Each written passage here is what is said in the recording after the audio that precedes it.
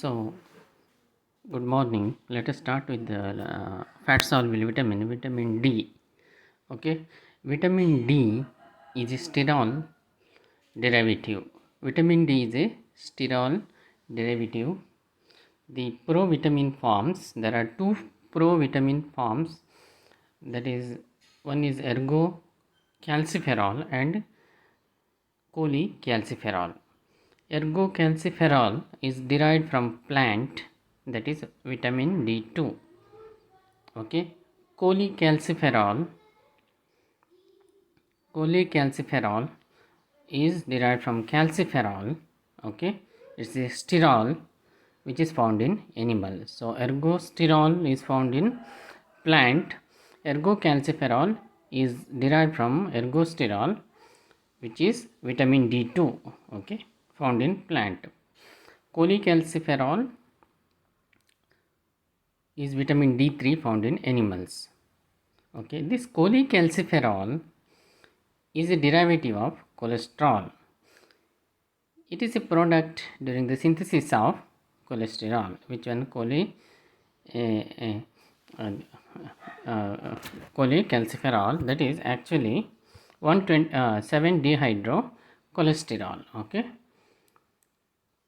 7-dehydrocholesterol. Okay, that is 7-dehydrocholesterol. Okay, so ergosterol and cholecalciferol.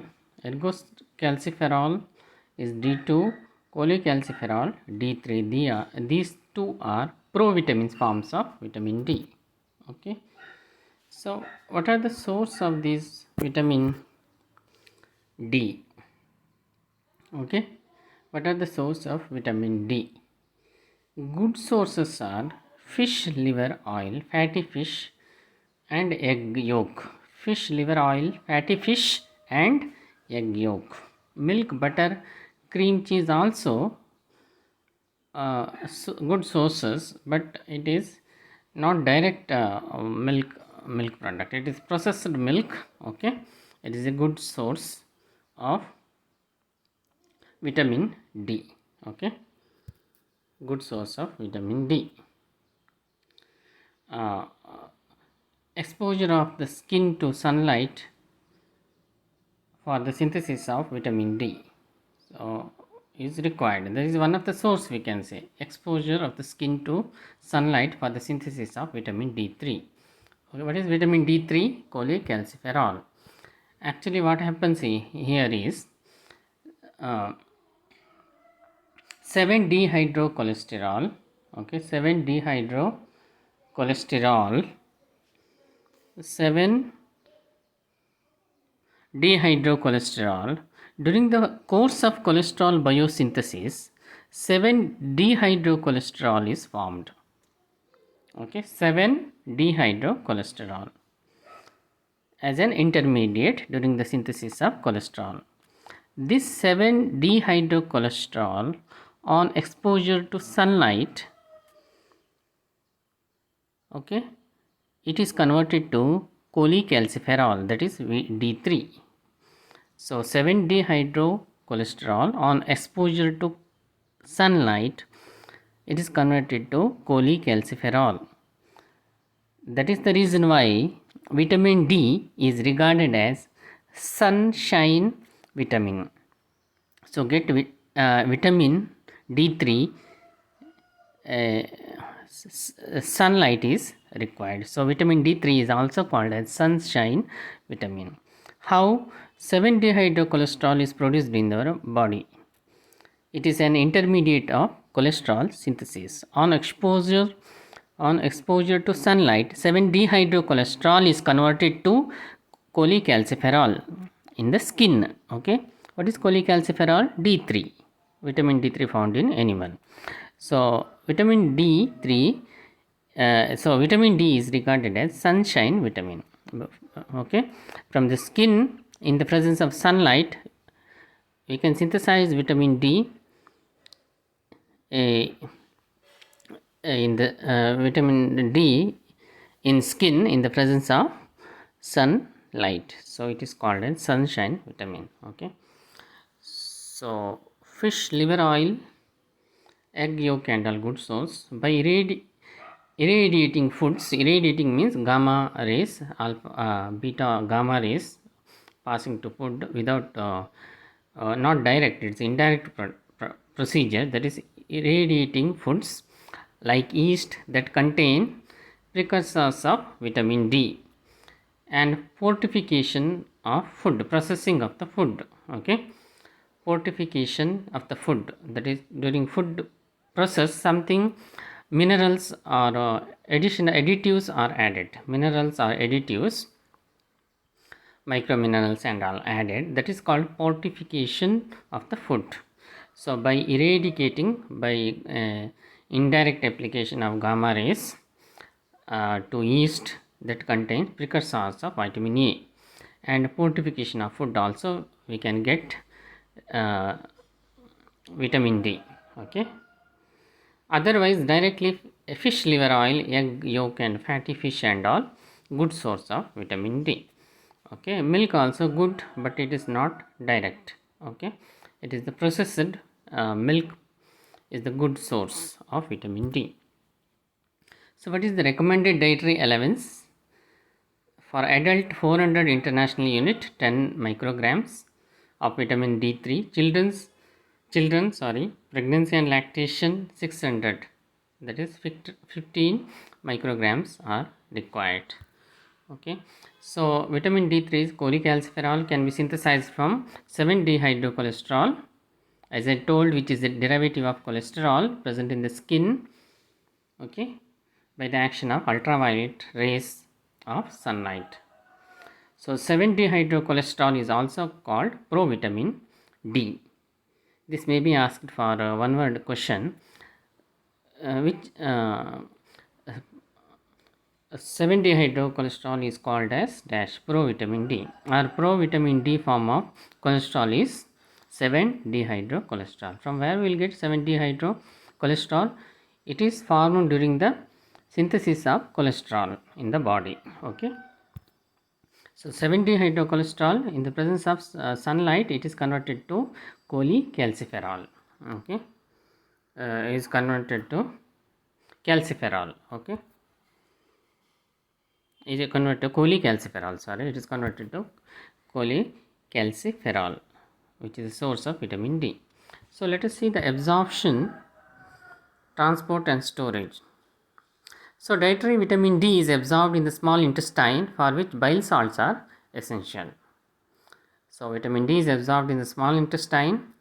Vitamin D enters the circulation, means in the blood, as a complex bound to a specific protein, globulin, vitamin D binding protein. You know that there are transport proteins, okay, which carry various molecules. So this is one of the such thing. Vitamin D enters the circulation, okay, as a complex bound to specific globulin, vitamin D binding protein. Then it is then taken up by the liver, where it is hydroxylated at hydroxylation means addition of hydroxyl group to a compound is called hydroxylation, addition of OH group. No need to go detail again. It is there in your syllabus as a brief, vitamin D. So it is taken by the liver.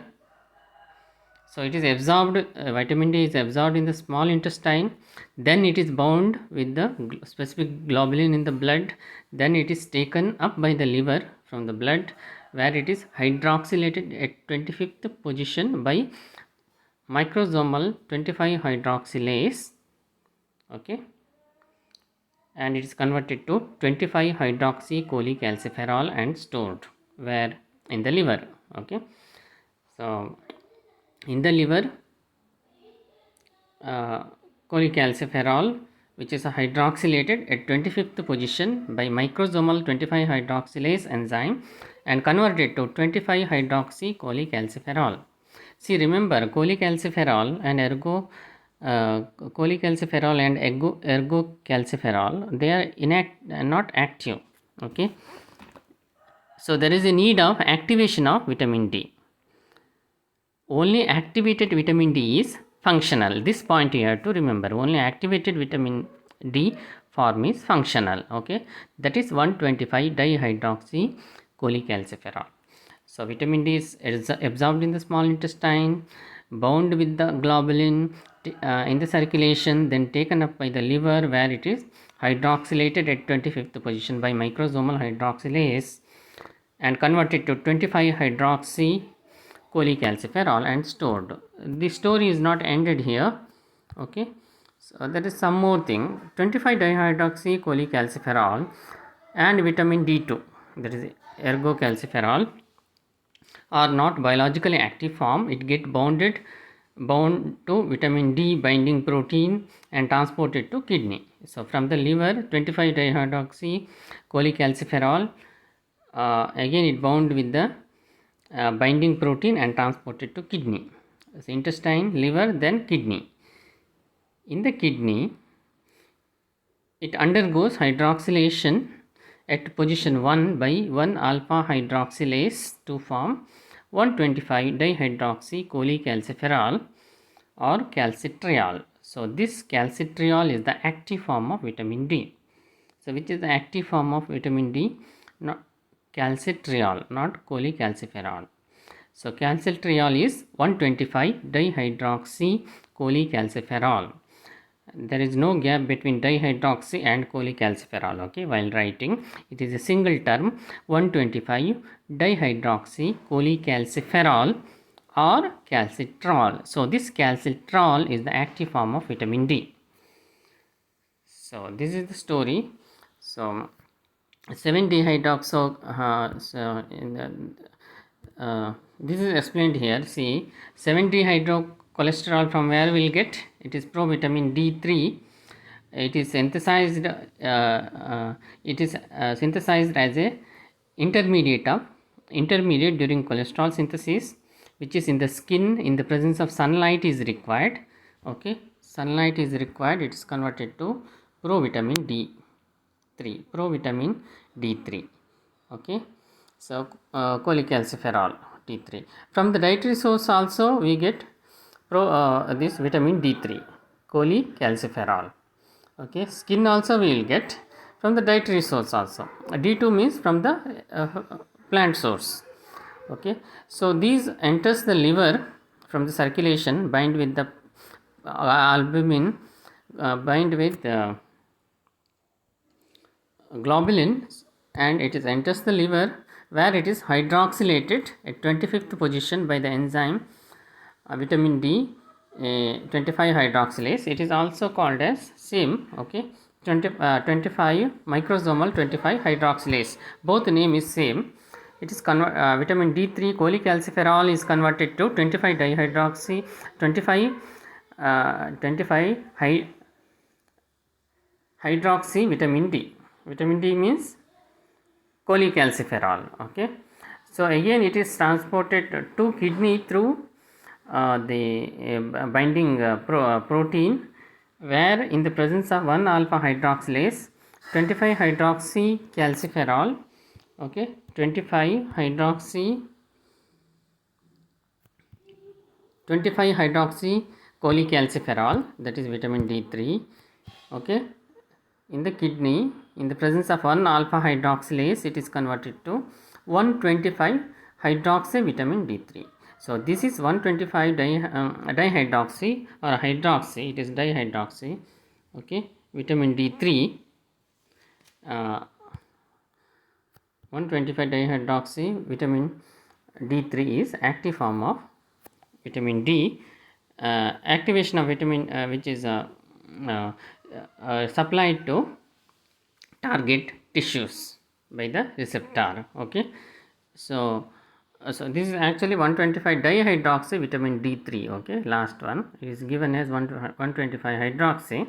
Full form is 125 dihydroxy cholecalciferol or 125 capital letter DHCC. DHCC means dihydroxy cholecalciferol. This is the active form of vitamin D, which is also called as calcitriol. Okay, next see the functions of vitamin D. Act on the target organs. This calcitriol act on target organs like bones, kidney and intestinal mucosa to regulate calcium and phosphate metabolism. This we will see in minerals again. So it act on target organs like bone, kidney and intestine. See, in the intestine, calcitriol, what is calcitriol? Active form of vitamin D3, 125 dihydroxycholecalciferol or calcitriol, promote intestinal absorption of calcium and phosphate. So calcium is deposited to the bone. When calcitriol bind to the receptor, the calcitriol receptor complex, okay, translocates to the cell nucleus, where it acts as a transcription factor, promoting the expression of gene encoding for calcium binding protein. Calcium binding protein is called calbindin, which helps the absorption of calcium from intestine into blood and increase the serum calcium level. Okay. Calbindin is the calcium binding protein. Okay, there is no need to worry much, just remember this. When calcitriol bind to the receptor, the calcitriol receptor complex translocates to the cell nucleus, nucleus. This translocation also change in the chromosomal structure actually, where it acts as a transcription factor, okay, promoting the expression of gene encoding for calcium binding protein. Calcium binding protein is called calbindin, which helps the absorption of calcium from the intestine. This calbinding protein, which helps in the absorption of calcium from the intestine into the blood, absorption of calcium from the intestine into the blood, and thus it increases the serum calcium level. So there are three actions. One is on the bone, kidney and intestinal mucosa.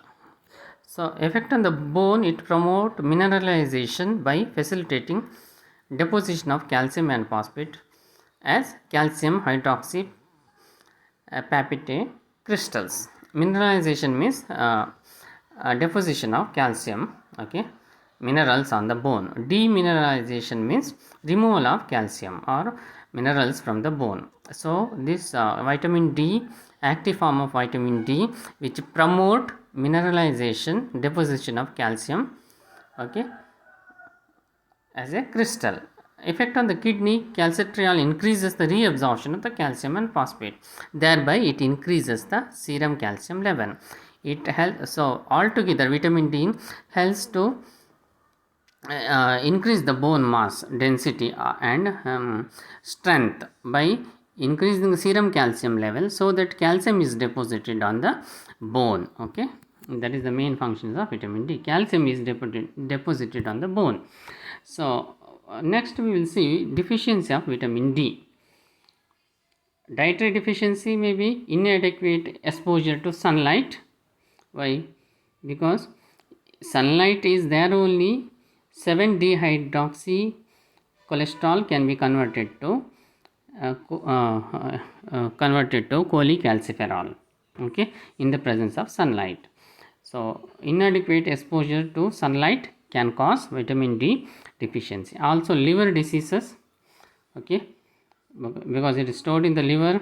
Liver also plays an enzymes, and renal diseases for reabsorption problem, calcium reabsorption problem. So cause for deficiency of vitamin D is dietary deficiency, inadequate exposure to sunlight, liver disease, renal disease. Okay, so there are two terms. This is one of the important short note. Ricket is vitamin deficiency in children. Osteomalacia is vitamin D deficiency in adult. In children it is called rickets, leading to insufficient mineralization of the new bone. There is no calcium deposition to new bone. Reduced calcium deposition to new bone. Bone becomes soft and weak. Bone growth markedly affected. So that we can see the deformities, abnormal bone, their structure and structure. Okay. So ricket, clinical manifestation, bone pain, delay in teeth formation, delayed growth, skeletal deformity. Wherever bone is there, there will be deformities in children especially. Frontal bossing, okay, pigeon chest, rickety rosary, knock knee, bow legs. Bow legs means deformity, okay, not it is straight, it is bent leg is called bow leg, okay. So these are the some of the clinical manifestations of ricket. Okay.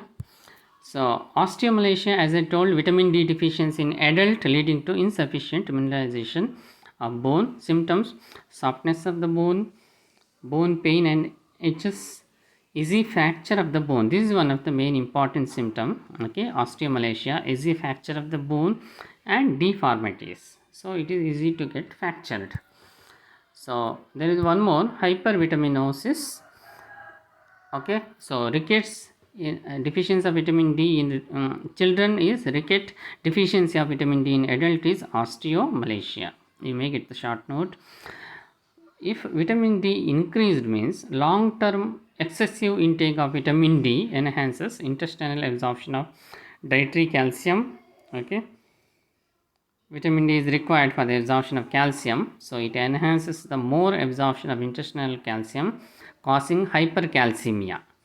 So excess vitamin D intake for a long period can cause hypercalcemia, that is increase in the serum calcium level, leading to calcification of soft tissue, hardening of the soft tissue, especially renal tissues, cardiovascular, etc. That will affect the function of the cardiovascular and renal system, hardness. Okay, long term excessive intake of vitamin D and enhances the intestinal reabsorption of vitamin dietary calcium, causing hypercalcemia. Okay, hypercalcemia means increased serum calcium level leading to calcification, hardening of soft tissue, especially renal and cardiovascular tissue, that affect their functioning. Okay, this is about vitamin D. You should remember, I should know osteomalacia and rickets mainly as a short note, and entire things may be asked as a 5 marks question. Okay, thank you. This is the one, pigeon chest. You can see there one arrow mark. Okay, deformity. Then frontal bossing in the head, which gives a head a box like or square headed appearance. Okay, so also see rickets rosary or bedding of the ribs. You can see here the prominent knobs of the bones at costochondrial joints of rickets patients are known as rickety rosary or bedding of the ribs. Rickety rosary, that clinical manifestation what I told. Okay, just for your, this one need not to write or anything, just for your information, that is all. Okay, thank you.